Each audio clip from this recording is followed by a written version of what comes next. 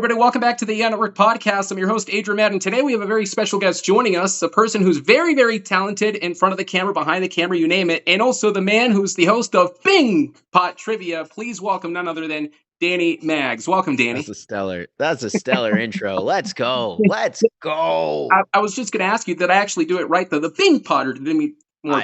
Yeah, buddy. I mean, that was whatever you get a ton of energy behind it, you're doing it right. Thank you. Thank But you. you can also you can give me a smaller, like a Bing pot, if that makes you feel good too. Oh, You know, like it doesn't have to be. You can, it's a very versatile word.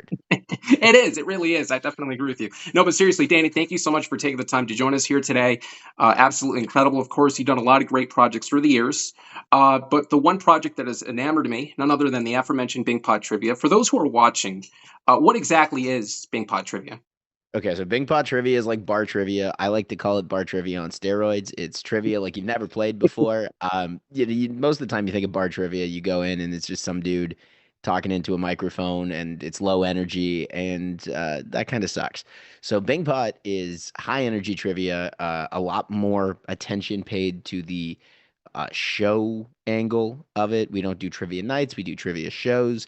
So just higher energy, way more fun, creating a great time for you and your friends. Well, I think that's incredible. I've seen a lot of the posts and the stories and all that stuff when it comes to Bingpot Trivia. I've noticed how a lot of people are very much engaged. They're having a fun time. And I think that's one of the reasons why a lot of people are having a good time, because you said it in a number of different occasions, as you just referenced right now. I mean, you were going to do something different when it came to Bingpot. You weren't going to follow the proverbial vanilla standard, trivia formula per se. You were going to bring something different to the show. Yeah, it was born out of frustration. So I've been doing this for 9 years now, which 9 years. Oh my goodness. yeah, it's we had our 9 year anniversary in October, which is wild. Um, it came from, I had been introduced to bar trivia at one very particular bar where the guy running it, his name was Bobby Henwood, was just a very charismatic individual who, like me, had a screenwriting background, and you could just see him putting that show effort into these things. And so that's how I started playing trivia. So eventually I went back to Toronto and I was looking for trivia that, was the same, and it just didn't exist. Like there was no high energy anything. So I said, screw it. And I said, well, I'm not going to just go play a trivia night I don't like. I'm just going to make my own. I was at Humber College at the time in Toronto, and I just I had all this new creative energy. So it was like, okay, let's just start a project. And then, the people running the bar on campus were on board with it. And I said, okay, here we go. They brought me back the next week and we just kind of rolled from there. Well, that's good that you actually took matters into your own hands, Mhm. decided to do something different. And that's admirable for sure. And, you know, you hosted many, many shows through the years, as you just mentioned, 9 years. I mean, that right there is very much impressive, closing in on a decade. And I'm sure there's been a lot of moments, a lot of memories, and so forth.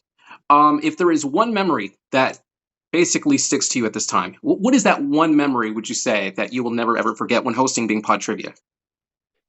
This was a really hard question, by the way. Adrian, shout out. You gave me these questions in Oh, advance. I got to look thanks. at some things, and this is a tough one because there's no understanding what Bing Pod is.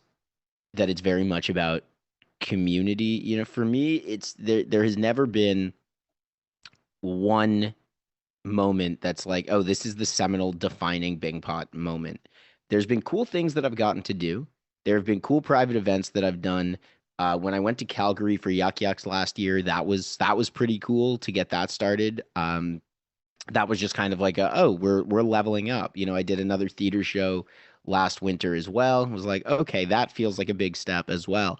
Even the first Bing Pot, where the manager from the bar came to me right after and was like, "We need you back next week." Like that was a high moment.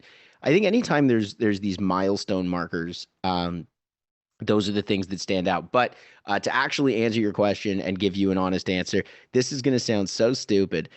We do a round every once in a while at Bing Pod. It's called Father of the Year. It's where I give you the setup to a bunch of dad jokes, and you've got to work out the punchline. And I'm pretty good about taking alternate answers if they're funny. If something makes me laugh, I'm like, okay, we're on board. Um, So the question was, uh, how do you make an astronaut's baby stop crying? And the answer is you rock it. Oh, that Uh, was good.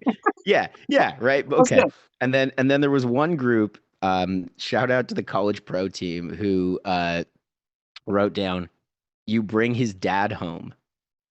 And I don't, yeah, right. And I don't think I've ever laughed harder in this round. And I was like, that's the greatest thing I've ever heard. So much so that that's the example that sticks with me now. And I'm like, don't worry, we'll take alternate answers. This is what I Yeah. throw out to people.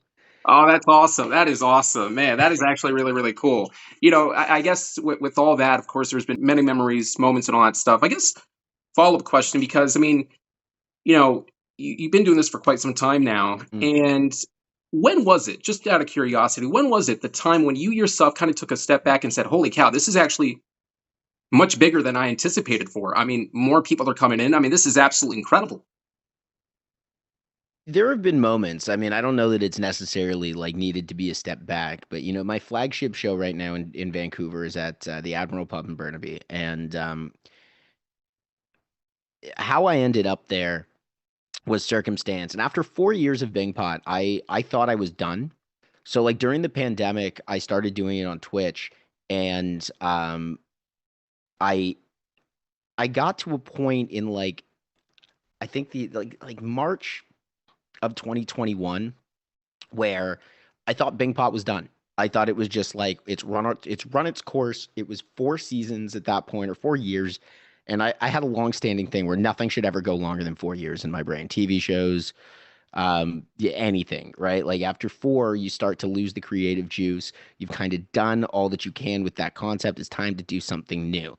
And I shut it down. I went to do some other stuff, and I moved to Vancouver again. And I when I got there, I had gotten an opportunity to bring it back, and because it died, or I had ended it in a virtual setting, I had felt like there was definitely something left to do. Like when I had an opportunity to bring it back in person, it was like, well, yeah. I mean, you jump on that. So I did, and I was kind of surprised that I jumped on it. Anyway, rebuilding this thing took forever. The world was still recovering from the pandemic. The restaurant industry was totally recovering from the pandemic, and um, it was maybe about 2-ish years after that, where I had a show in January of 2024, and it was packed. Like, like it was the first time. We've had many shows since then that have been packed. But I just looked around and I was like, this is the biggest audience I think I've ever had at the bar level. How did we get back here? And so like there was a rebirth cycle with Bang Pot where it ran its course in my brain. I put it to bed, and then I brought it back, and rebuilding it was harder than building it because you're going through all the steps again with none of the novelty. And when I got to the other side, I kind of reinvented the program a little bit. We had changed some things, and all of a sudden the crowd was bigger, and it was bigger than I ever had in Toronto. And I'm like, this is, yeah. I mean, I don't know if you feel like at that point, it's not like I made it, but it's just there's a lot of people that enjoy playing this game and rely on this to get through their week. And that right there, to me, that's very much admirable for sure. And just being able to be there for people, which we're going to go ahead and get to in just a minute. But Mhm. when it comes to these shows, there's a lot of loaded content for sure. And I'm sure there's a lot of preparation that comes into this as well. Do you have Yeah. a pre-show ritual per se? How does preparation look for you when you guys are actually hosting Okay. the Bing Pod Trivia? Anybody who's watching this interview has played trivia with me on a Monday knows that my Mondays are chaotic. I so I have aggressive ADHD, and it makes it very difficult to do things in advance. And I had a moment earlier this year where I felt totally vindicated.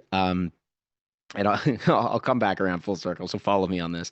But I don't know if you're a South Park fan. I'm not the world's biggest South Park fan, but they missed an episode earlier this year. And you remember there was the message that came out from Matt and Trey that was like, "Hey, we missed our deadline. That's what happens when you're chronic procrastinators, and everything goes right up until the last minute. And the episode will be out next week. See you later."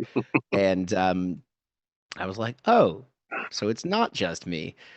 So my pre-show ritual on Mondays is so hectic, where Monday is the day I write the show, and like some stuff is done in advance, ideas are prepped, and actually this past year it's gotten a little bit better because I'm leaning more on my team. But it would be like you'd sketch out an idea for the show. I'd wake up in the morning, I'd get a pot of coffee going, and I would just furiously start putting everything into the PowerPoint, um, and basically like rounding out the show. And I couldn't possibly do it on Sundays. I've tried. It doesn't work when there's no urgency. If I don't have the day of, it's tough. So then, like, sometimes it's gone down to the wire where I'll roll in, to the Admiral at 7 o'clock for a 7:30 show, and or sometimes later, and set up everything frantically and go. And then, there's some days where I'm done like an hour or two early and I actually get to breathe. But yeah, the first day of the week for the show is super stressful for that reason. And then as I'm doing it, that's kind of my rehearsal for the week, because I do a couple of these shows in a week, right? So you do the first one, but it's also my biggest audience. So I've always hated that, like, I've got to go be this scatterbrained and Right. frantic and frenetic, in front of my largest crowd. And I haven't been able to crack it. I have not been able to crack the code of sitting down and getting it done. Now it's earlier, or it's easier, excuse me, now, because I've set things up with my team where Nick, who does some of my writing, or some of our writing, I should say, he compiles stuff Sunday night and sends it to me, so I'm already ahead on Mondays, which has definitely made things easier. But That's good. yeah, there's no ritual like I'm pumping myself up in the mirror and saying, "Okay, let's do it, bing pop, bing pop, bing pop." Right. Like that doesn't happen. Um, I have to really force myself on Mondays. And then, for the rest of the days in the week, it's usually go to yoga first and then I feel great, relaxed and chill, and it's awesome. But Oh, no, that's for that good. first one it's tough. Yeah, yeah, for sure. I'm in a way the same way. Mm, There's got to be some sort of urgency for me to hmm. really, really get things done. I mean, I was always like that at school for sure, especially every single time there was a project due. Of course, some people, I mean, teachers would give about a month to do a certain project, but I mean, I would just wait the night before it was due because Hmm. I did have that urgency in me that would then lead for me to actually be as creative as possible. So, I mean, I could definitely understand exactly where you're Yes. coming from. I got to say, whenever I prepare, I just do the running in place preparation. I just run in Does that place for work? about 2 hours. Yep. For 2 hours. For 2 hours, I just run in What are you place. doing? You're just running the 10K in your bedroom? Yeah, exactly. It works every single time. I'm telling you, it's great stuff. It actually does keep everything flowing. That's what there's no way you actually do this. No, No, definitely not. I was like, there's no way. You were committing no, to not it. at all. You're No, but stone faced. I like that. exactly. No, but it's interesting because you said that there's been packed people and all that, which is Hmm. great. I mean, I'm happy to hear about that. And speaking about the people themselves, I'm sure there's some interesting characters that have appeared on your shows, which Yes. leads me to the next question here. Has there ever been any unorthodox, bizarre groups, any characters, or anybody interesting that kind of stuck in your mind as well? Um, Unorthodox is a great word. And truthfully, like I no, and I say no because I don't know that there is an orthodox way to do this. Like there are people that are more engaged and not. I mean, I remember one time when I was still hosting shows myself at Toronto Metropolitan University. One kid first time playing trivia is just like the loudest, most enthusiastic, bang pot this, bang pot that, screaming, cheering, and like he just kind of embraced the program right away. I ended up giving that kid a job a year later. And Oh, not because he had come every week. He had come, mhm. I think, twice, but he was the one that stuck out. And I was like, I need someone to help cover at TMU. And I reached out to this kid and was like, "Do you have any desire to do this? Your energy is good." Um, I've had smaller groups. I've had famous people walk into Bingpot and I didn't even know. Last year, Zach Galifianakis walked into one of my shows, and I only found about it. I found out about it after, like, we were above the comedy club in Vancouver, so he walked in, saw what was going on, went downstairs into the comedy club, came out, watched one set, came out and left, and that had all happened without me even realizing. Oh wow. Um, yeah, then yeah, I've had okay, this is great. So about a year ago, um, there's this group playing with me at the Admiral, and there's this one girl at their table. She's very pretty. She is like just noticeably like she has a je ne sais quoi about her, and like you know I'm thinking in this group I didn't really recognize. Most of them had played once. They said this girl hadn't, and um the whole time, like I'm coming up to their group, she's like absolutely avoiding eye contact with me, and I'm like, that means she's into me. I get it, right? But I'm cool. I'm just playing it, I whatever. mean, cool. Anyway, Yeah. it's a great night. They leave, and then I found out that that girl, and I'm terrible with faces, terrible. Um, that woman was Ella Parnell.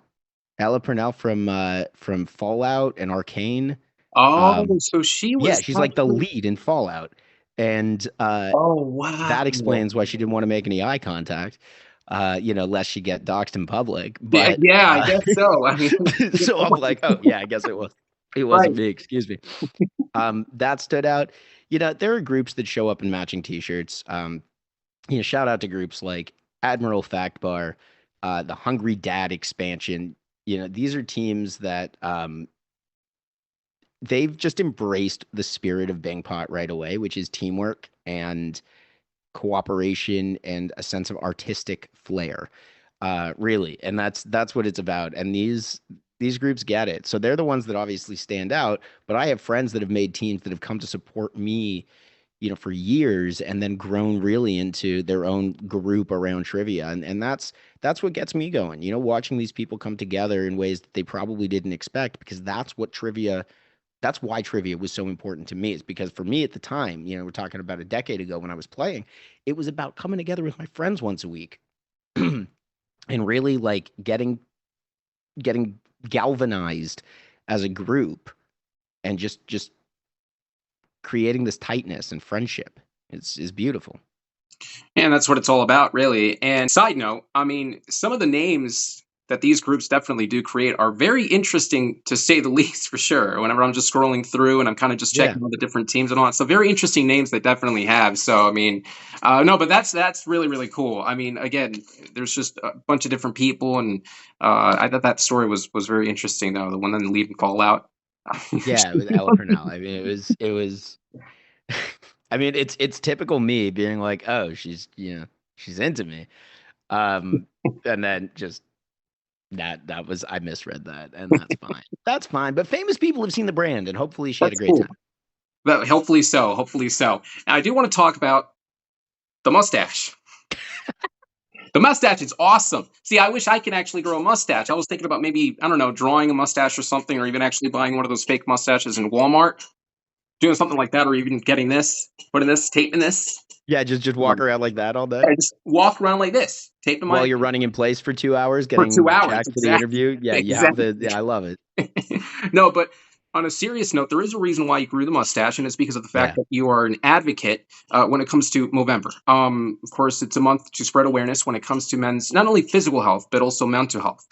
And yeah. the thing about that is this: is that there is a common misconception, I'd say, when it comes to that. That there's, I guess, there's this belief that it's generally accepted for men to, for the most part, talk about their physical health. However, not so much for mental health. What's your stance on that? And why is it important for you to spread that awareness? There's the Movember Foundation's been going strong for a while now. So this conversation a decade ago is different than it is today. Um, I the reason I decided to do this year, and this is actually the first year that I've been raising money and everything for it, and it's great. I mean, I'm just putting a donation bucket basically out at Bingpot, and we're up to $1,000 almost, and um, this is the first year that I'm doing it, and I think it's because this conversation has kind of faded a little bit. Movember used to be a big thing. Um, I'd say the way the last couple of years have gone post pandemic, men's health, men's mental health as well have kind of fallen a little bit to the wayside. There's been bigger things out there the last 5 years or so, I think is just a succinct way of putting it. That said, this is, I'm in my 30s now, and I'm finally at the point where I can grow a reliable mustache. And so it's like, okay, There we maybe go. this is the time. Um, I am not ever the kind of person who is shied away from talking about my mental health, if it's ADHD or if it's especially in the beginning trying to really understand what was going on in between the years. Um, there are a lot of guys that don't like talking about it or don't know how to talk about it. And what I really like about the Movember Foundation is, in addition to the cancer research for prostate and testicular cancer, the mental health initiatives. One of the things they put on the website is a donation of $100 can prepare a guy to have the conversation with a friend who might be struggling, but can prepare that guy to do the outreach. That's the hardest part. When somebody is struggling, and I've been in this boat, and maybe you've been in this boat, reaching out is the hardest thing. Um, Saying I need help is the hardest thing, but also you kind of learn that you can't just say I need help. It's vague and it doesn't necessarily get you the support you need. So once you've internalized that, asking for help now becomes much harder. And it's almost like you don't know what to ask. And there's a principle in my life that I really try and live by, which is if somebody doesn't know how to ask, you need to start for them. And that I think is the most important piece in the mental health conversation is, checking in on your bros and saying, "Hey, man, how you doing? I haven't heard from you in a while." And it's hard because sometimes people don't want help, and you can't help anybody that doesn't want to be helped, and it's a tricky gamut, but education is always helpful. And so knowing that Yes. that is one of the areas of specialization for the Movember Foundation. I'm really happy that we're raising some money. Shout out to Nick P. McAllister at TMU on the Bingpot team, and of course the infamous Johnny Game Show in Scarborough. We're really just trying to attack this, and it feels good to give back. I had one guy um, give me, and this is a quiet dude. This is a pretty quiet dude. Has a small team with Bingpot. Yeah, kind of keeps to himself. He's not staying late afterwards, grabbing beers and everything. You know what I mean? Pretty unassuming dude, but he has given me the single biggest donation we've seen so far this month, with a note that says, sometimes Bing Pot's the only thing keeping me going. So thank you. Wow. And I'm like, man, I see, and this is the point because never in a million years would I have pointed to that guy and been like, oh yeah, I'm going to get a message like that from him, right? Right. But then you give people a beacon and they'll come to it, and well, I'm not saying that this is gonna let him open up to all of his homies and get, if he needs help, get help. Like that's not what that's about, right? It's just about, oh, I feel comfortable now contributing to the conversation because somebody started for me, right? Right. That's the idea. That's a microcosm of the whole men's health issue, if you want to call it an issue, at least in my brain. So it's working, I Wow. guess. It's just the easy way to put it. It's Well, working. that's awesome though, and like you said, I think you hit the nail on the head right there. I mean, there are people out there that you probably would have never guessed for sure that they would be facing something, and the Hmm. individual that you just referenced, for him to even leave that note, I mean, that's absolutely incredible. I mean, just the fact that you're doing something right. It's the Hmm. Bing Pot Show. That's what it's all about when it comes to this, being able to bring people together. And again, as you mentioned, you didn't expect this person to leave that note, yet here he is leaving that note. And it goes back to the mental health. I mean, for the most part, I mean, it's really hard for people to kind of just come out and say things or talk about things. And as you Yeah. mentioned, it's hard to ask. You're right. You can't just say, I need help anymore. Hmm. For the most part, it's just you have to basically learn how to ask. So I mean, Or it's what to very ask, or and how to phrase it. It's yeah. yes, Listen, it's a complicated thing, but it one is. step at a time. one step at a time. Which I guess does lead me to the next question because I mean, as you, I mean, you mentioned it. There's been a lot of moments, of course, I'm sure that you've dealt with dark moments and so forth. What do you do to get you out of that mindset? What is it that helps you get back, back up to your feet? Um, breathe. Breathe is the easiest thing. And then also, giving yourself grace and knowing that I might be defeated today. It's community is the most important thing. Like if you can get to a point where you're around people, I've also found that the moments where I forget about my own crap are the moments where I'm helping somebody else do something. So, that's good, temporarily anyway, right? And then you're done the job and you come back and you're like, oh, right, all the Right, existential weight exactly. comes back. Um, I think breathing is the easiest thing, and knowing that, hey, there are some days where you're just not going to have it, and it's okay to maybe not claim defeat. I think it's like you don't give up, you just commit to rest, if that makes sense. Where and you got to remember that rest is important. And you're like this weekend, I've been doing stuff around the house, and I have not been doing it very quickly. Mhm. I have, had a bunch of stuff to do, but I'm really enjoying like just being on my own and recuperating from what has been a wild and busy month of November. So Right. if you can, with time, shift the mindset, that when you're feeling down, like it's not like you're being beat up right now. There's a lot of things going on, but if you're resting, and you have a goal in mind to get back on the horse, I think that that's one thing that can make it easier. But listen, Yes. it's not a one size fits all solution. Yeah. Yeah. It's tricky.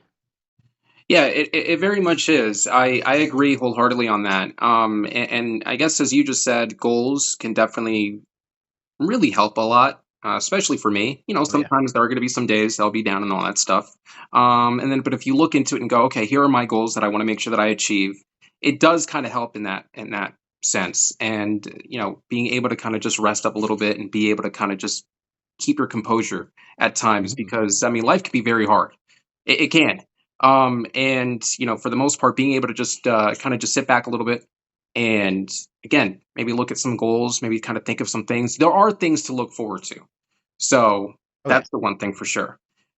On that note, though, we're going to go ahead Mhm. and turn the tables and actually Mhm. talk about something lively, which is comedy, which I understand you Yeah. actually are, you do stand up comedy. I've done stand-up comedy. So you, I'm not active as in I don't go, um, I'm not at the mics every week and stuff. And it's mostly because of Bingpot right now. Like my schedule is such that I can't. But yeah, I've dabbled. I've got some sets written. well, that's pretty cool. I mean, I was thinking about stand up comedy. I mean, Yeah. I probably I don't know if I'm ever going to do it, but nonetheless, though, I was just going to say. I mean, I think it's pretty cool that you've done it. And has there ever been a time when you were doing stand up comedy um, that basically, for the most part, you were given a reaction that you actually didn't expect, and then later on, you just question yourself: Is Oh this yeah. really for me?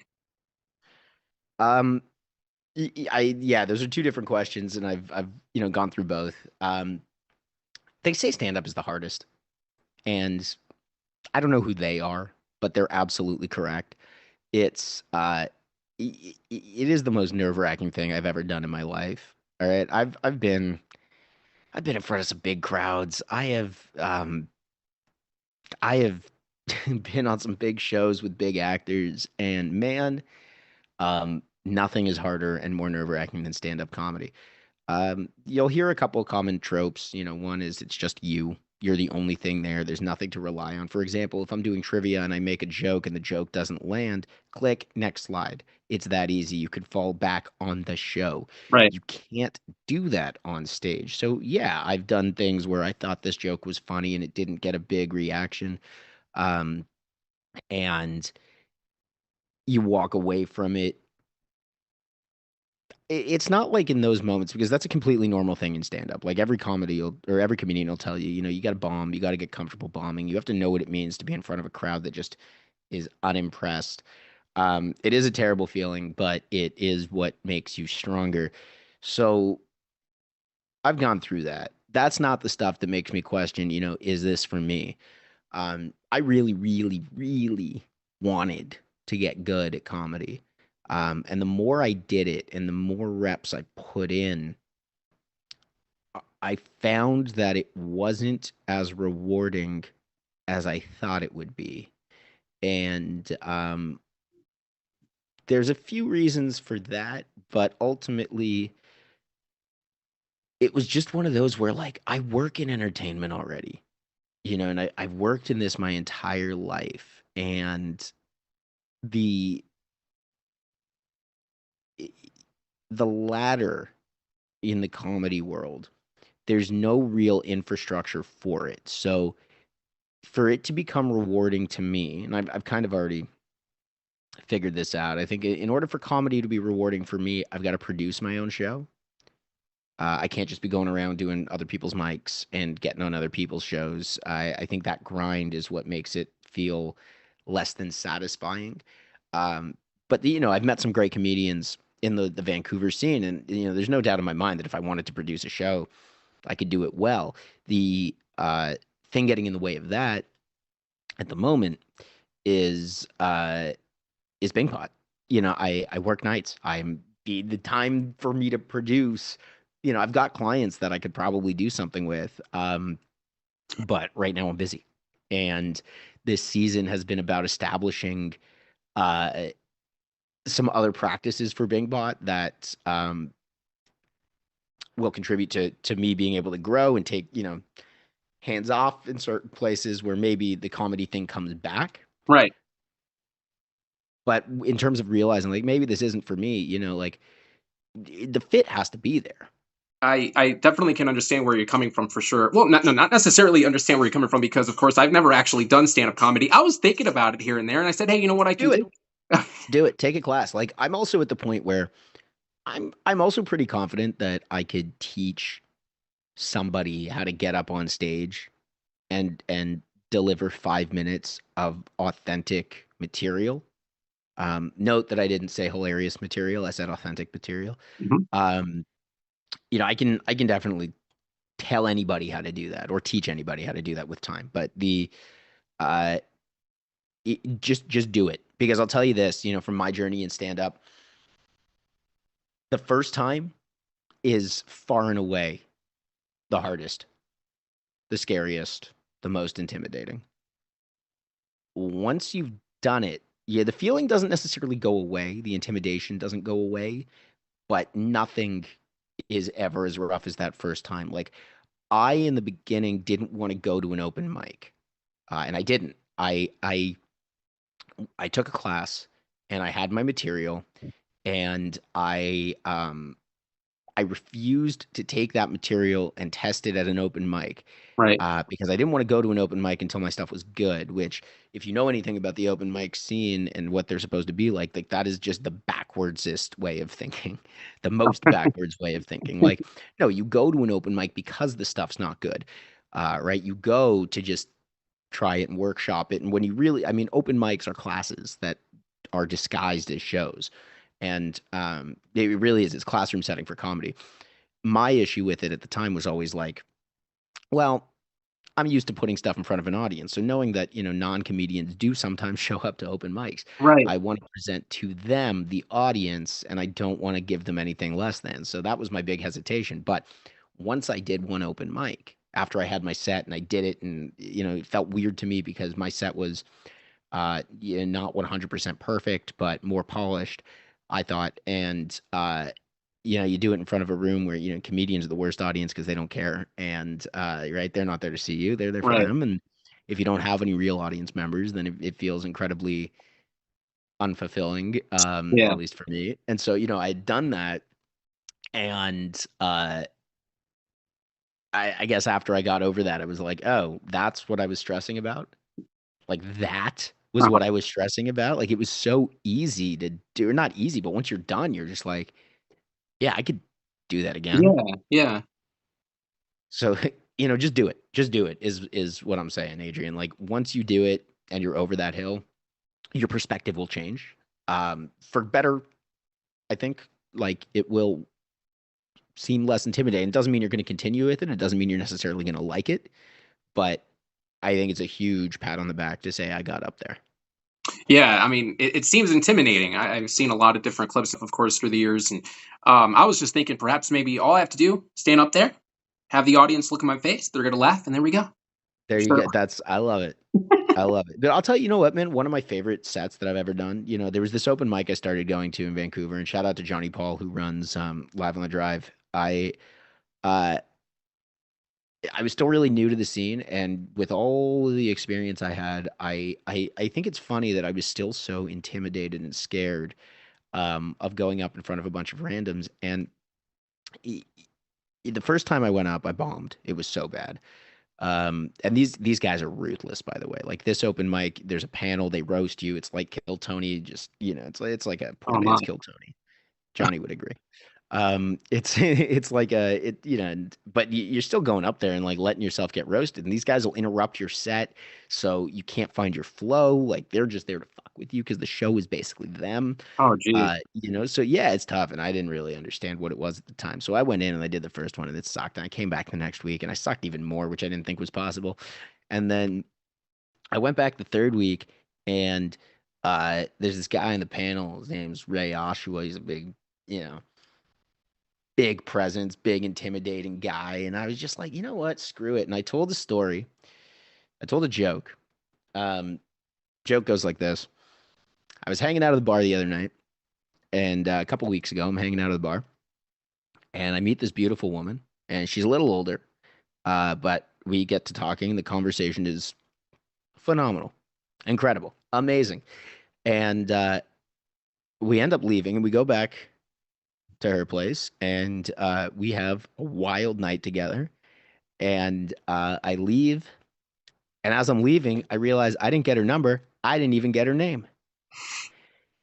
The next week, I go to the same bar, and that same woman is there, and we pick up the conversation, and I'm so enamored with her that I forget to talk about the fact I didn't have her name, and we end up having another great night. We go back to her place. It's amazing. As we walk out, I'm like, God damn it, I did it again.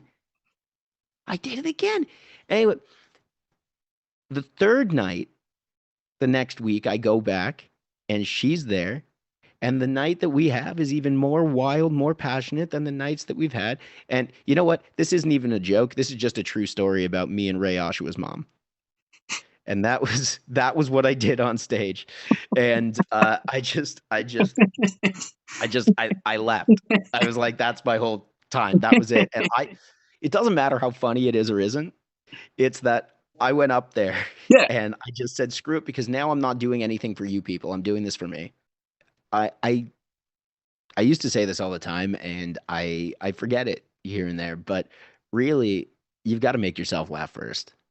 Like my stupid jokes that I make during trivia, they're for me. They are. They need to be for me. Otherwise, they suck.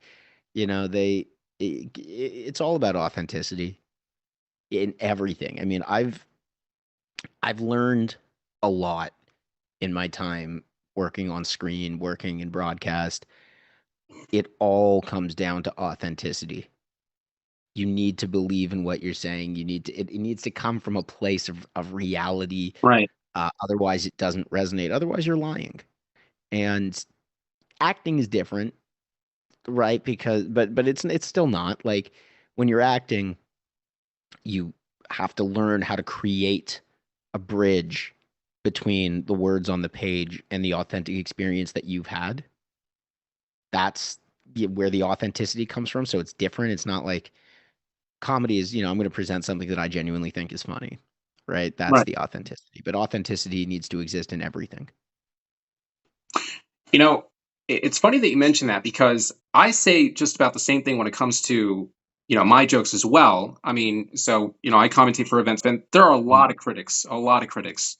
And for the most part, sometimes my comebacks are actually jokes, and I laugh at those jokes. And for the most part, every Mhm. single time, it doesn't fail to amaze me, but every single time, you laugh at your own jokes, and I say, "Well, these jokes are for me. I'm not here to entertain you at this Yeah. point. These are for me." Yeah. It's funny. I mean, welcome aboard. I mean, find it funny, great. And if you don't, well, who cares? I'm laughing in the end. So, Hmm.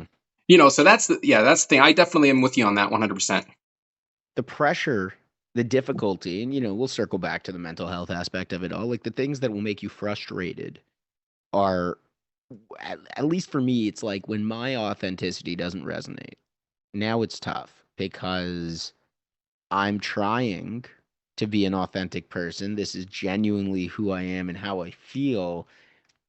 You don't like it, and now nobody likes it. Or, you're in a room, like I've been in and this works for social situations too, right? Where like, you ever been to the party where you're on a wavelength and then like eight other people are in the room and none of them are on your wavelength Oh and you're like, goodness. this is just the most uncomfortable place in the world. Um, that's really, really tough. So I don't know exactly how to get around that, apart from find a different environment, but that's the harder part of it in Right. this world when you're doing jokes and authentic things for you and you're alienating people. That's when it's like, okay, well, maybe some more social awareness is required here. Maybe so. Right. I definitely agree with that 100%. Um, Video games. Yeah. I'm huge on that. I've seen some stories you posted. I remember seeing something to do with Mario Kart. I'm sure you played a lot of different. Yeah, it's great. Mario Kart's one of the greatest. What are your favorite video games of all time? All time, oh buddy, that's a heavy question that I don't have a that's a lie. I do. Star Fox 64. Oh, see, that's the game I've never played though, but I know exactly what you're talking about. It's a little before your time, if I had to guess. I Yeah, I no, I grew up on Star Fox. When I was like 20 years old, I got really bored for like a month and just got really good at Star Fox. I set a bunch of crazy high records on my old console, which I returned that cartridge to the friend that I had stolen it from in elementary school, and I regret returning it. I regret returning it with right. all my records on it, but I did. Um, Starfight, that's my favorite game of all time. Like I can sit through and play that, and I know all the Yeah. words. Like it's oh god, so good. Skyrim is on there. The number of hours that I've sank into Skyrim these days. Hades, roguelike, Hades 2. I put a stupid number of hours into.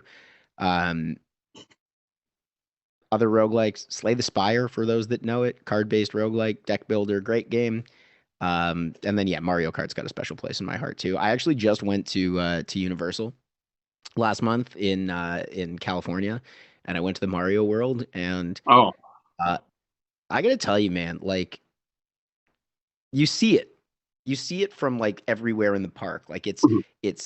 for those that don't know, Universal Hollywood is like there's an upper level and there's a lower level, and from the upper level you can see into the lower level, and that's where Mario is. So you see like certain things and you're like, oh, that's Mario Land. And then you actually walk into it and you go through this, what else, a warp pipe that like separates the region from the rest of the park. And the second you walk in, doesn't matter what you saw from up top, you didn't see it in all its glory.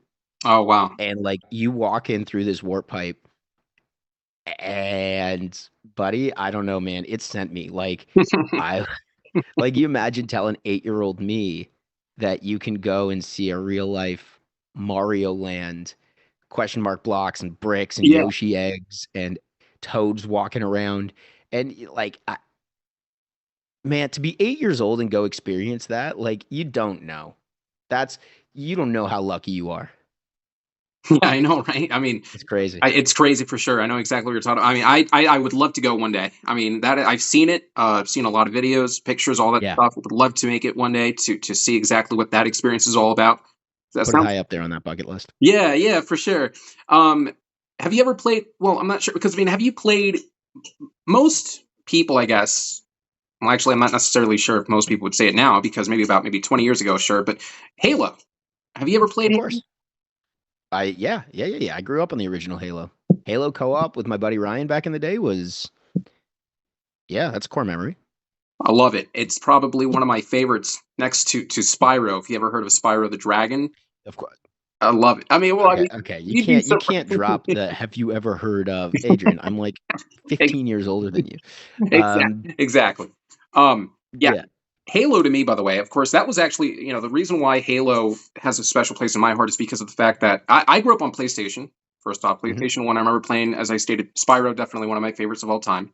Then I went to Nintendo, Mario Kart, everything, the Wii, Hmm. GameCube, everything about it was so cool. But I remember going to my cousin's house and he was playing Halo 3. Now, I don't remember, I think it was maybe 8 years old, 9 years old, somewhere around there. 10, I'm Yep. not sure. But I was pretty young. And I remember I was playing it with him and I had so much fun. And I wasn't truly aware of, some games are exclusive to some consoles. For instance, Halo can only be Yeah. bought on Xbox. So I wasn't really aware of that. So I said, oh my God, I'm going to get this game for my Wii. And he told me you can't get it Nope. for the Wii. You have to buy the Xbox. So Halo was the game that got me into Xbox. I haven't looked back since, but Halo 3 probably to me has to be one of the greatest games of all time. Definitely for the campaign and the multiplayer, everything about it. It was awesome. Yeah, Halo 2 is the one that jumps out for me on that. Like it was, I remember where I was when I went out at midnight. I bought Halo 2. Was so enamored with the story and Halo 3 too when it came out, like Halo 3 big campaign leading up to the release. They really, I mean, it was a time when games still really focused on their narratives and their stories, and that was the selling point for the games. Not, that's Yeah, I don't want to sound like an old dude, but we do need that back. Like video games used to be about stories, and in ways you could tell stories in ways that books and movies couldn't. couldn't right. There's a great video out there talking about game design from Ego Raptor, Hmm. and he focuses, I think, on Mega Man 2 as to why it's such a great example of game design and the feeling that you, as a player, get as you level up and power up and realize what you can and cannot do. And then you get to the end of a game and you're so much stronger than you were at the beginning. Like there's a feeling of growth in the narrative that you can't get with books and movies. Exactly. But they don't care about that anymore, whoever they are. Um, right? Because it's all about, well, can you monetize it? And these things are so expensive to make, and Right. now it's got to become more worth it than the trouble to go in. And it's yeah, this things have changed. We could talk for hours. A whole lot. I mean, I'm with you 100%. I said it on a number of different occasions. I said I miss the games when it was story oriented. I really do. Yep. Nowadays, it's more so, and I get it. It's the evolution of video games, I guess. Right? Everything's online now. Fortnite, you see the Rocket Leagues, Rainbow Six, whatever the case may be. Yep. But for the most part, it's online, online, online. But now less story. So There's a lot of indie games that are trying to do it for the right reasons, we'll say. So find your favorites, go from there. I yeah, mean, Hades is a great example of a I game gotta check that it out. is redefined how roguelikes can work with a narrative. Right. Like the most impressive thing about the game to me is that it found a way to narratively explain the roguelike mechanism, which is, I think, a very novel thing, Right. a difficult thing, and then to come back and do it in a sequel and have it still make sense, Yeah. I found particularly impressive. Yeah. Very much so. And I mean, overall, though, just again, I definitely do miss it 100%. Although video games back in the day, but you said it. I mean, Hades is something I haven't heard of it, so I mean, I'm going to check that out. Oh, if you have, It's man, the first one won Game of the Year. It's the second one is going to win crazy awards. Like it's really yeah. Just be careful with your time. okay. Yeah, I sure will. Duly noted. Duly noted. Yeah, Danny, it has been an absolute incredible experience. I want to thank you so much for taking the time to join. I got one final question for you. yeah, buddy. So, I remember when I first followed you via the Instagram almost 2 years ago or so. Could be wrong. I saw it somewhere, but I do remember it said that you like bringing back, or rather, you like bringing people together. And of Yep. course, I want to take you back to the beginning of the conversation because that's exactly what you said. That's what it's all about when it comes to Bingpot trivia. And I remember when as soon as I read that, I said, okay, so that really spoke volumes, the type of person that you are, because I guess for you, right? And it should be like that for a lot of people, but unfortunately, there are some people who don't look at it that way. But it's not about the fame, the recognition, the money. But at the end of the day, it's kind of just allowing people to come together, kind of distract themselves from whatever issue they may be facing in life. Again, life can have a lot of issues, whether if it's finance, family issues, whatever the case may be. And you're there for people to bring them together. And that's why the final question is very thought provocative, but what do you want? You, Danny Maggs, want your legacy to be at the end of the day? I've struggled with this question. Shout out to you for giving me these questions in advance. And this is the one, obviously, you're right. You're being very thought provocative. Um, I didn't have an answer until right this second, but hearing you say it, like, Adrian, you don't know me. You found me probably on TikTok, or Instagram or wherever. I don't know where you found me or how you were even alerted to my presence. Um, the fact that somehow in the last 2 years you were able to pick up on the core of it all, which is bringing people together, which is, I talk about it openly because it's true. Like I talked about it today. My trivia team was my table. And Bingpot started as a way to bring that. Yes, the showmanship mattered, but at the core, I tell people now, I don't write trivia questions. I write excuses to talk to your friends. And yes, it's about bringing people together. So if my legacy at the end of it all is he really did bring people together, I think that's absolutely correct. Talking about authenticity, why do I do this? That's it. I'm frustrated that I haven't had the success that, um, frankly, I think I'm owed. Um, that I haven't had the monetary success or the recognition. I will keep working on that, right? Like, I don't know who owes it to me. Um, I know in my heart of hearts, nobody owes it to me. But the ego gets in the way sometimes. And I think you're right, though. If you look at my actions, none of that really mattered as much as bringing people together, genuinely, because I know people need connection. I'm happy if that's my legacy. I think truthfully, like Danny brought people together. Cool. And that to me, I mean, much respect because again, there are a lot of people out there who really don't view it that way. And you did say it, of course, for the past 2 years, I've been following your work, the work ethic that you provide and all that stuff. It really has impressed me so much so.